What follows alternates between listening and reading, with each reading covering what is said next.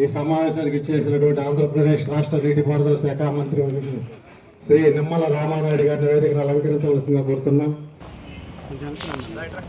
జరుగుతుంది. ఒకసారి నుంచి ఈ సమావేశానికి ఇచ్చేసిన అలానే నీటిపారుదల శాఖ మంత్రి సోదరులు నిమ్మల రామానాయుడు గారు, ఆయన గురించి చెప్పే పని లేదు. నేను ఇందాకే చెప్తా ఉన్నా, నీతో పోటీ పడడం చాలా కష్టం మాకని. ఎందుకంటే ఆయనకి ఎన్ని రకరకాల దేవుడికి ఎన్ని అవతారాలు ఉంటే మనం చూస్తాం, దశావతారాలు మాత్రమే. మా రామానాయుడు రోజుకొక అవతారంలో నియోజకవర్గంలో ప్రజలతో కలిసిపోయి పనిచేస్తూ ఉంటారు.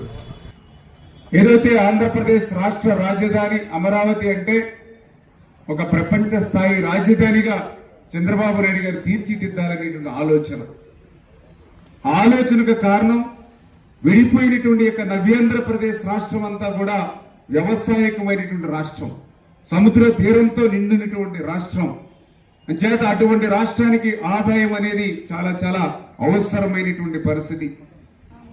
ప్రభుత్వం కంటిన్యూ అయ్యి ఉంటాయి. ఎందుకంటే అధికార మార్పిడి అనేది చంద్రబాబు నాయుడు గారు ముఖ్యమంత్రిగా ఉంటే అది అభివృద్ధి వైపు పోయింది. అధికార మార్పిడి అనేది జగన్మోహన్ రెడ్డి వస్తే అది విధ్వంసం వైపుకు పోయినటువంటి పరిస్థితి.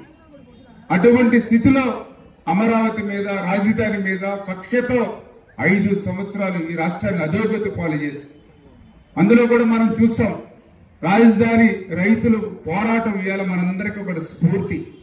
అందులో కూడా మహిళలు ఎప్పుడు కూడా ఇంటి నుండి బయటికి రానిటువంటి మహిళలు కూడా ఆ రోజు రాజధాని పోరాటంలో ముందుండి ఒక ఝాన్సీ లక్ష్మీబాయిలా మరి ముందుండి పోరాడినటువంటి ఎంతో మహిళల్ని మనందరం కూడా చూసాం.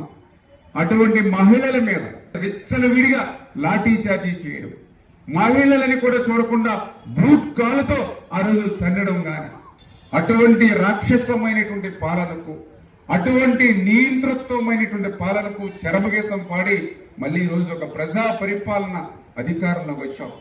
అందుకే మళ్ళీ ఆ రాజధాని అమరావతిని పునర్నిర్మాణం చేసేటువంటి దిశగా ఈవేళ ప్రధానమంత్రి గారి యొక్క సహకారంతో, ఎందుకంటే ఈ రాష్ట్రం ఇబ్బందుల్లో ఉంది, కష్టంలో ఉంది. 5 సంవత్సరాల వైసీపీ పాలనలో ఆంధ్రప్రదేశ్ రాష్ట్ర ఆర్థిక పరిస్థితి అత్యంత దయానీయంగా 14 లక్షల కోట్ల అప్పు మన నెత్తి మీద పెట్టినటువంటి స్థితి. ఇవాళ నిజంగా అప్పు మీకు పంచితే ఒక్కొక్కరికి 2,40,000 వస్తుంది. 4 సభ్యులుంటే 9,60,000 వస్తుంది అప్పు ఇది ఒక్కొక్క ఇంటికి.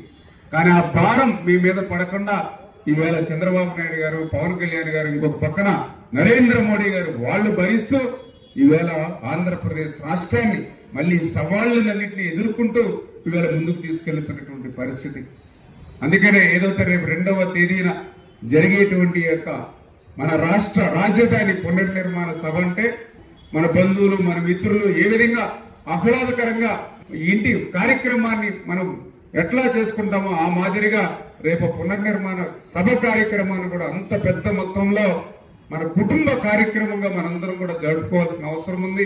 అంచేత ఈ పెదకాకాని మండలం నుంచి పెద్ద ఎత్తున భాగస్వాములు అయ్యేటువంటి విధంగా, అదేవిధంగా ఏదైతే పొన్నూరు మండలం, పొన్నూరు టౌన్, చేబ్రోలు మనందరూ కూడా భాగస్వాములు చేసుకుని క్రింది స్థాయి నుంచి పై ఎమ్మెల్యే స్థాయి వరకు కూడా ఒక పటిష్టమైనటువంటి నిర్మాణం తెలుగుదేశం పార్టీలో ఉంది. కాబట్టి ఖచ్చితంగా అందరూ కూడా బాధ్యత వహించి, అంటే ఈవేళ ఒక 15,000 మంది మన పొన్నూరు నియోజకవర్గం నుంచి ఆ యొక్క సభలో భాగస్వాములు అవ్వాలనేది, వీటన్నిటినీ కూడా దృష్టిలో పెట్టుకుని ఆ నరేంద్ర మోడీ గారి జీవితంలో ఇంత మహాసభ, పెద్ద సభ ఆంధ్రప్రదేశ్ రాష్ట్రంలో చూసేననేటువంటి ఒక తృప్తిని ఇచ్చేటువంటి విధంగా భవిష్యత్తులో ఆయన యొక్క సహకారాన్ని మరింత ఆంధ్రప్రదేశ్ రాష్ట్రాన్ని అందుకునేటువంటి విధంగా ఆ సభ జరగాలి. ఆ సభలో మన పొన్నూరు నియోజకవర్గం నుంచి కూడా ఆ మాదిరి ప్రాతినిధ్యం ఉండాలని